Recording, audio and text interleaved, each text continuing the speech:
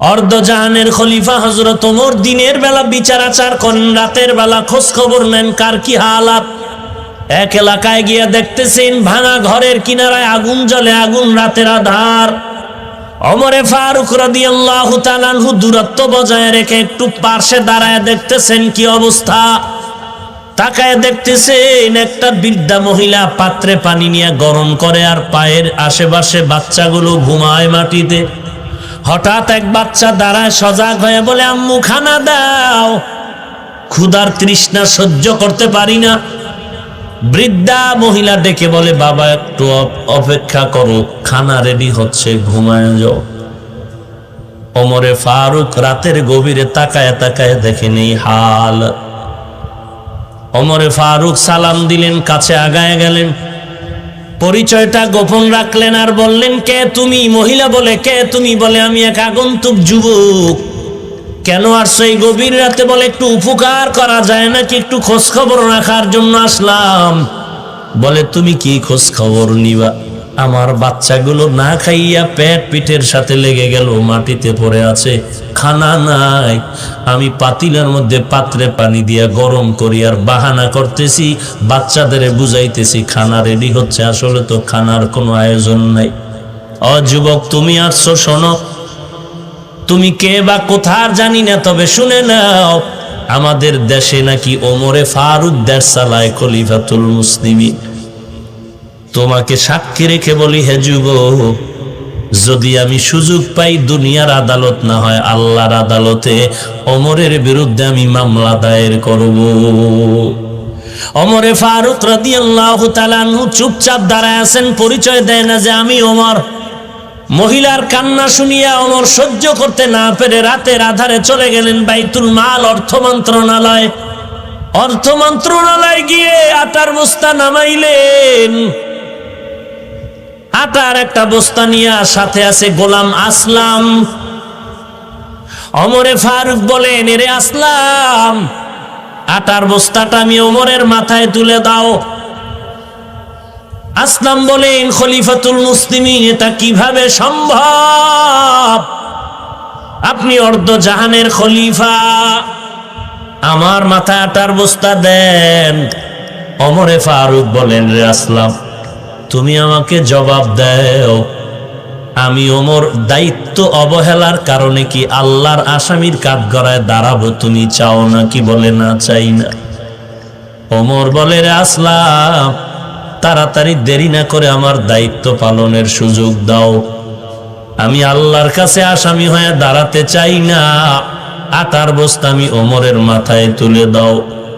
রাতের আধারে হযরত ওমর অর্ধজাহানের খলিফা মাথায় আটার বস্তা নিয়া বৃদ্ধা মহিলার বাড়ি রওয়ানা। এগুলো তাকওয়া না থাকলে কোনোদিন সম্ভব হবে না। আল্লাহর ভয়, আল্লাহর ভয়, আল্লাহর ভয়। ইন্না আকরামাকুম ইনদাল্লাহি আতকাকুম। অর্ধজাহানের খলিফা ওমরের মাথায় আটার বস্তা, রাতের গভীর। ওমর আটার বস্তা নিয়ে ওই মহিলার বাড়ির দরওয়াজায় গিয়া দাঁড়ায় বলেন, আম্মা জান সালাম, একটু ঘরের ভেতর আপনি চলে যান, আমাকে কাজ করার সুযোগ দেন। ওমরে ফারুক নিজে আটার বস্তা নামাইয়া নিজ হাতে আটা বের করে খামির বানায় রুটি বানানো শুরু করলেন। হযরত ওমর রাতের গভীরে ওমর নিজ হাতে রুটি বানায় বলেন, আম্মা জান, আটা রেখে গেলাম, রুটিও রেখে গেলাম, আপনিও রুটি খান, বাচ্চাদেরও আপনি মনের মতো খানার ব্যবস্থা করেন। আটার বস্তা রেখে গেলাম, শেষ হওয়ার আগে আবার খবর নেওয়ার চেষ্টা করব। ওমরে কথা বলে বিদায় নেয়। আল্লাহর বান্দি বৃদ্ধা মহিলা কয়, দাঁড়াও হে যুবক, একটু দাঁড়াও, আমি দোয়া করে দেই। আমার দেশের খেলাফতের দায়িত্বে আছে নাকি ওমরে ফারুক? ও যুবক, আজকে যদি ওমর না হইয়া তোমার মতো যুবক যদি আমার দেশে থাকতো, এই দেশটা বেহেশতের বাগান হয়ে যেত। আল্লাহর বান্দি দোয়া করে, আল্লাহ এই যুবকের তুমি জনগণের সেবক বানায়া দাও। মহিলা কান্না করে ওমরকে বিদায় দেয়। হযরত ওমর বিদায় নিয়ে চলে গেলেন। পরের দিন হযরত ওমর সিংহাসনে বসিয়া একজন বার্তাবাহককে গিয়া বললেন, যাও অমুক এলাকার একজন বৃদ্ধা মহিলা আছে, তাকে দরবারে নিয়ে আস। বলবা খলিফাতুল মুসলিমিনের দরবারে আপনাকে যেতে হবে। বার্তাবাহক গিয়া যখন হযরত ওমরের আদেশ নিয়ে মহিলার কাছে চলে গেলেন, ডাক দিয়া বলেন, ও আম্মা জান, খলিফাতুল মুসলিমিনের দরবারে আপনাকে যাওয়ার জন্য বলা হয়েছে। মহিলা ভয়, গতকালকের ঘটনা বুঝি ওমরের কাছে ওই যুবক ফাঁস করে দিয়েছে। মহিলা কান্না করতেছে, আজ আমার ফাঁসি ছাড়া উপায় নাই। মহিলা ফাঁসির ভয়ে কান্না করে সন্তানদের থেকে চিরবিদায়ের কান্না শুরু করলো। সন্তানগুলোকে জড়ায় কাঁদে আর কয়, আমাকে চিরবিদায় দাও, আর দেখা হবে না, আমার আজ ফাঁসি হয়ে যাবে। গতকালকে আমি ওমরের বিরুদ্ধে অনেক কথা বলেছি, সেই কথা বুঝি যুবক ওমরকে জানায় দিস। আল্লাহর বান্দি কান্না করে এক কদম দু কদম দিয়া ওমরের দরবারে রওনা হয়ে গেলে। আল্লাহর বড় কুদরত, হযরত ওমরের দরবারে গিয়া ওই মহিলা ভয়ে ভয়ে তাকায় দেখতেছে। মেন জায়গায় সিংহাসনে বসা গত রাত্রের সেই যুবক। মহিলার সহ্য হয় চোখের পানি সিঁড়ি ফুফায় ফুফায় কান্নার আওয়াজ। ওমরে ফারুক চিল্লায় বলে, ও আল্লাহর বান্দি কাঁদবা না, কারণ আজকের আসামি তুমি না, আজকের আদালতে আসামি হলাম আমি ওমর। লম্বা একটা পাগড়ি হাতে নিয়ে পাগড়ির একটা মাথা গলায় পেঁচাইয়া আর একটা মাথা ওই মহিলার হাতে দিয়া বলে, রে মা, আমি ওমরের বিচারটা করে দাও, কারণ এতদিন আগে তোমার খবর কেন আমি নিতে পারি নাই, আমি বড় অপরাধী, আমার বিচার করো। দুনিয়ার আদালতে আমি ওমরের বিচার হয়ে যাওয়াটা ভালো, তারপরও আমি চাই না আমি ওমর জাহান্নামে আসামির কাঠগড়ায় হাসরের ময়দানে দাঁড়াবো, কারণ ওই দিনটা বড় কঠিন, যেদিন সূর্য মাথার উপরে নেমে আসবে, জমিনটা হয়ে যাবে তামা, আপন আপন বলতে কেউ থাকবে না, মা বাপ সন্তান থেকে ভেগে যাবে, সন্তান মা বাবার থেকে ভেগে যাবে, এমন এক কঠিন হালাত, জাহান্নামের বিকট আওয়াজ। অপরদিকে আল্লাহ কুদরতের কাহারিয়াতের আওয়াজ দিয়া বলবেন, লিমানিল মুলকুল ইয়াউম লিল্লাহিল ওয়াহিদিল কাহ্হার। ওই কঠিন দিন বড় কঠিন, আমি ওমর আল্লাহর আদালতে দাঁড়াতে চাই না, আজ আমার বিচার করে দাও। এত আগে কেন আমি যেতে পারলাম না, আমি ওমরেরই অন্যায় হয়ে গেল। আল্লাহর কসম করে বলি, এই অবস্থা বান্দার মধ্যে তখনই হবে যখন বান্দার মধ্যে তাকওয়ার সম্পদ এসে যাবে। ইয়া আইয়ুহাল্লাযীনা আমানুত্তাকুল্লাহা ওয়া কুলু কাওলান সাদীদা। এরে নবীর উম্মতের দল, 1 নাম্বার আল্লাহকে ভয় করো, তাকওয়া অর্জন করো, 2 নাম্বার জবানের হেফাজত করো রে গোলাম। আল্লাহর ভয় আসলেই তো জবান হেফাজত হবে। ওমরে ফারুক রাদিয়াল্লাহু তাআলা মুখের মধ্যে জবানে মুখে একটা পাথরের টুকরা রাখেন, কথার প্রয়োজনে বের করেন, আবার ভেতরে রাখেন। কি ব্যাপার? ওমর কান্না করে আর বলে, রে ভাই, একটা অনর্থক কথা বললেও আল্লাহর কাছে হিসাব দেওয়া লাগবে। এর নাম তাকওয়া, এর নাম আল্লাহর ভয়। জবানকে হেফাজত করো। ইয়া আইয়ুহাল্লাযীনা আমানুত্তাকুল্লাহা কুলু কাওলান সাদীদা। আল্লাহর নবী বলেন, খাঁটি মুসলমান ওই ব্যক্তি যার জবানের হাত থেকে অন্যান্য মুসলমান মুমিনরা নিরাপদ থাকে। জবানের হেফাজত করো হে মুমিন। জবানকে কেমনে হেফাজত করবা? কষ্টের দিয়া জবানটারে আটকায় রাখো? বলে না না, জবানকে তুমি যদি হেফাজত করতে চাও, এক নম্বরে আল্লাহর দরবারে তৌফিক চাও। কারণ আল্লাহ যদি তৌফিক না দেয়, বান্দার চলার কোনো রাস্তা খোলা নাই। আল্লাহর কাছে তৌফিক চাও, আল্লাহ তুমি জবান হেফাজতের তৌফিক দাও। এরপরে বান্দা তুমি কিছু কাজ করো, চেষ্টা করো করার জন্য। এক নাম্বার, মিথ্যা কথা বলা যাবে না। কারণ আল্লাহ পাক বলেন, ওয়াইলুন ইয়াউমাইযিল লিল মুকাজ্জিবিন, ওয়াইলুন ইয়াউমাইযিল লিল মুকাজ্জিবিন। একবার না, বারবার বলেন আল্লাহ মিথ্যাবাদীর জন্য ওয়াইল নামক জাহান্নাম। এরে আল্লাহর গোলাম, রাহমাতুল লিল আলামিন জাহান্নামের আয়াতগুলো শুধু তেলাওয়াত করলে সাহাবায়ে কেরাম কান্নায় বিভোর। আর আমার সামনে জাহান্নামের আগুনের অবস্থাটাও যদি এসে যায়, তারপরও কোনো কান্নার আওয়াজ নেই।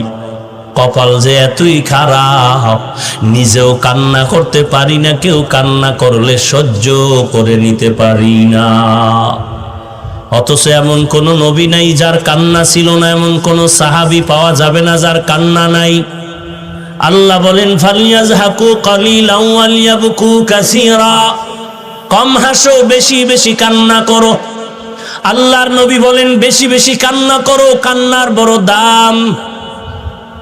গাভীর ওলান থেকে দুধ বের করে ভেতরে যেমন ঢুকানো সম্ভব না, জাহান্নামের আযাবের ভয়ে যদি কেউ চোখের পানি ছেড়ে কান্না করে, ওই বান্দাকে জাহান্নামে দেওয়াও আর কখনো সম্ভব না। 10 জন সাহাবা জান্নাতের টিকিট পাওয়ার পরেও সারাটা রাত কান্নার আওয়াজ। তাদের ব্যবসা বাণিজ্য ছিল নি? সাহাবায়ে কেরামের কি ঘুমাইতেছেন আপনারা? সাহাবায়ে কেরাম ব্যবসা করছেন, সাহাবায়ে কেরাম চাকুরি করেছেন। তাহলে আপনার থেকে ব্যস্ততারা কম ছিল? এত ব্যস্ততার ভেতরেও তাকায় দেখেন, তাহাজ্জুদ বন্ধ নাই, ইশরাক বন্ধ নাই, আউয়াবিন বন্ধ নাই, চাষতের নামাজ বন্ধ নাই, যুদ্ধের ময়দানে যাওয়াও বন্ধ নাই, সন্তানের হক আদায় বন্ধ নাই, স্ত্রীর হক আদায়ের বেলায় পেছনে নাই। সব কিছু করার পরেও এরপরও সারাটা রাত কান্নার আওয়াজ। এরে নবীর উম্মতের দল, আল্লাহর নবী হিজরতের রাত ঘর থেকে যখন বের হয় আবু বকরের ঘরের দরজায় দাঁড়াইলেন, একটা আস্তে করে ডাক দিলেন। হযরত আবু বকর বললেন, লাব্বাইক ওয়া সা'দাইক ইয়া রাসূলুল্লাহ। নবী আশ্চর্য হয়ে গেলেন, আমি আস্তে করে ডাক দিলাম, আপনি জবাব দিলেন কি? ঘুমান নাই? আবু বকর সিদ্দিক রাদিয়াল্লাহু তাআলা আনহু চোখের পানি ছেড়ে কান্না করেন আর বলেন, পয়গম্বর, আল্লাহর জাতের কসম করে বলি রে নবী, আপনি বহু আগে একদিন আমার কানে কানে বলেছিলেন, হিজরতের পথে আমি আবু বকর আপনার সাথী হব। আল্লাহর কসম করে বলি, আমি আবু বকর যত ব্যস্ততায় থাকি না কেন, রাতের বেলা আমি দরজার কিনারায় দাঁড়ায় থাকি, একটা সেকেন্ডের জন্য ঘুম যাই না। আমি অপেক্ষা করি আমার নবী কখন এসে আমাকে ডাক দিবেন। আমি আবু বকর যদি আরামে ঘুমাইয়া যাই, আমি যদি ডাকে সাড়া দিতে না পারি, দুশমন এসে হামলা করবে। আমার নবী চোখের পানি ছেড়ে বললেন, রে আবু বকর, এটাও কি মানুষ সহ্য করে নিতে পারে? এত কি ত্যাগ স্বীকার করা যায়?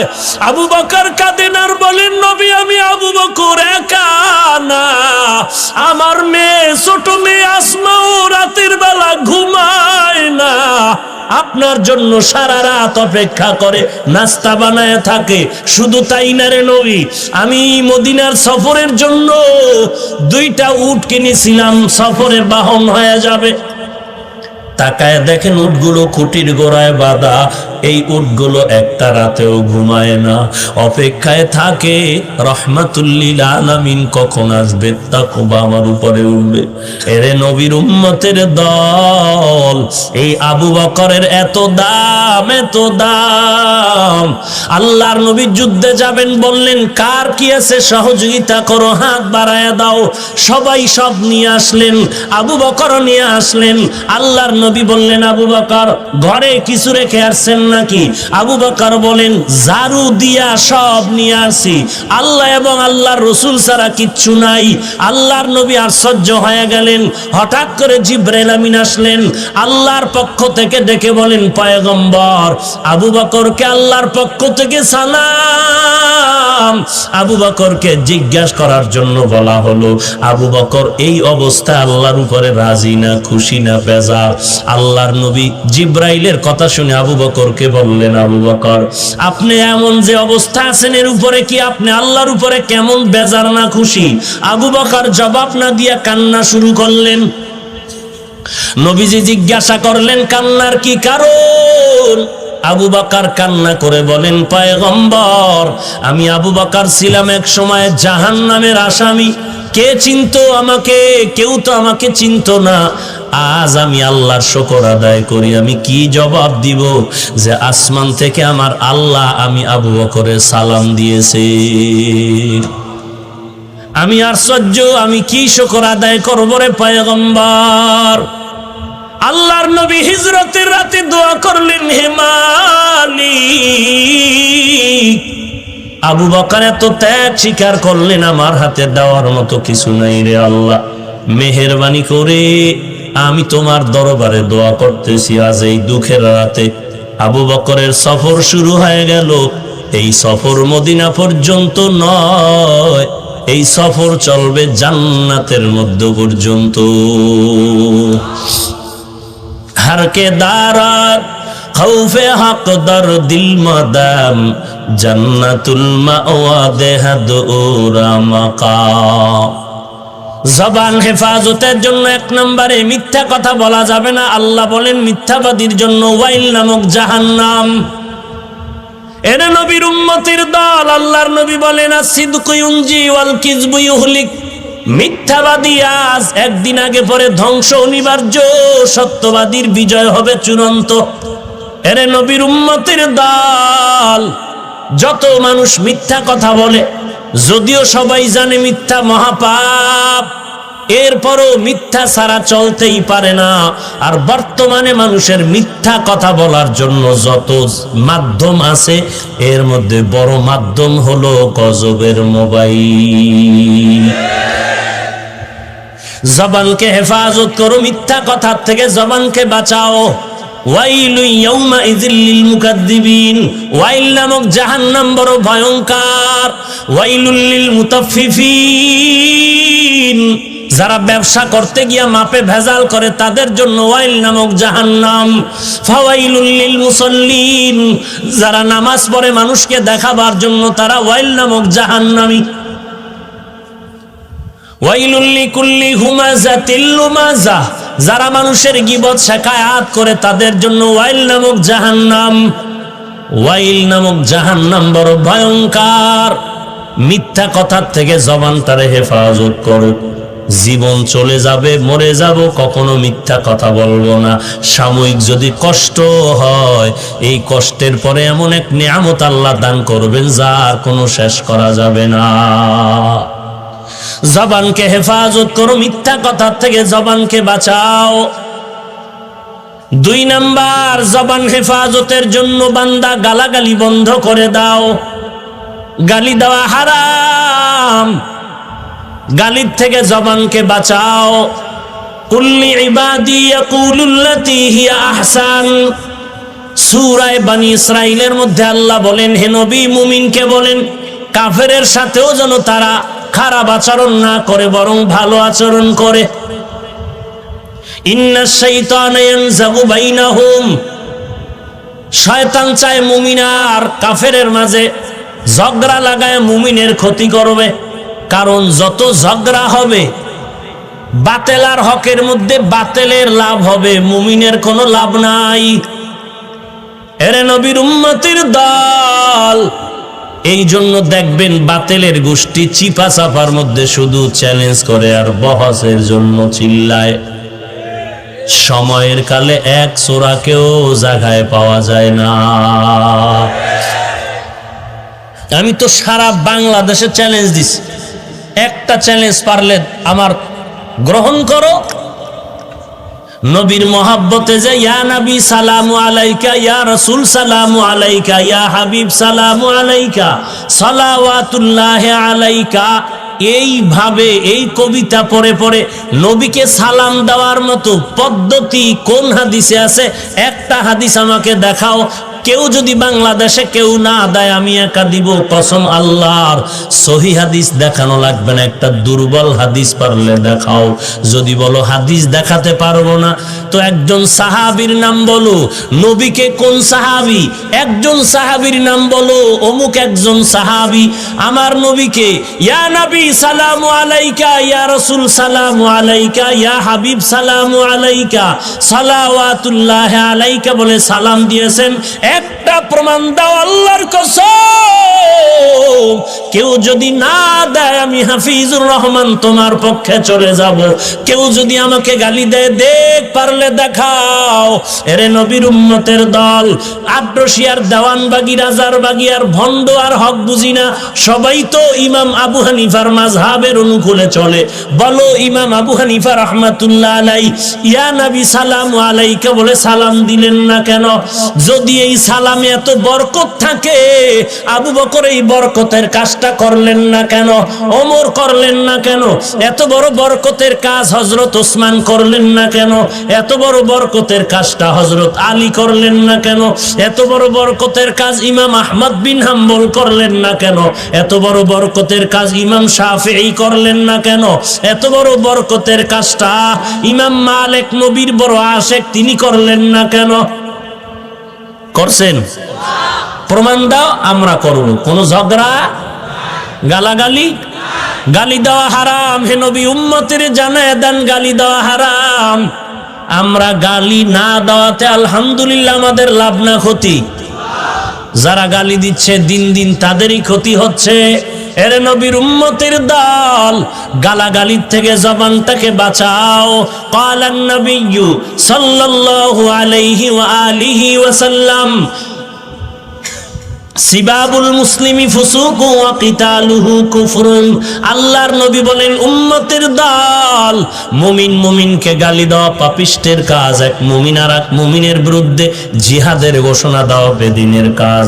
মদিনার নবী বলেন, উম্মতের দল, দুটো জিনিস যদি হেফাজতের জিম্মা নাও, আমি নবী তোমাকে জান্নাতে নেওয়ার জিম্মা নিব। قال النبي صلى الله عليه وآله وسلم من يزمن لي ما بين لحييه وما بين رجليه أزمن له الجنة।